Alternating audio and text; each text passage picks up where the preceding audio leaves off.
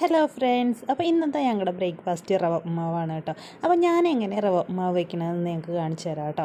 ആദ്യം റവ ഒന്ന് വറുത്തെടുക്കണം. അത് റോസ്റ്റഡ് എന്ന് എഴുതിയിട്ടുണ്ടാവും, എന്നാൽ നമ്മളൊന്നും കൂടി വറുത്താലാണ് അത് ശരിയാവുള്ളൂ കേട്ടോ. അപ്പോൾ ഞാനൊന്ന് ആദ്യം അത് വറുത്തെടുത്തു. പിന്നെ ചട്ടിയിലേക്ക് എണ്ണ പറന്നു, കടുക് പൊട്ടിച്ചു. അതിലേക്ക് കുറച്ച് ഉഴുന്നും കുറച്ച് പരിപ്പും കൂടി ഇട്ടിട്ടുണ്ട് കേട്ടോ. അപ്പോഴാണ് നമ്മൾ ആ റവ ഉപ്മാവ് കഴിക്കുമ്പോൾ അതിങ്ങനെ ഇടയ്ക്ക് വെച്ച് ഇങ്ങനെ കടിച്ചാൽ നല്ലൊരു ടേസ്റ്റാണ് കേട്ടോ. എന്നിട്ട് അതിലേക്ക് ഉള്ളി, പച്ചമുളക്, കറിവേപ്പിൻ്റെ ഇല, ഇഞ്ചി ഇതൊക്കെ പാടെടുത്ത് ഒന്ന് വാട്ടിയെടുത്തു.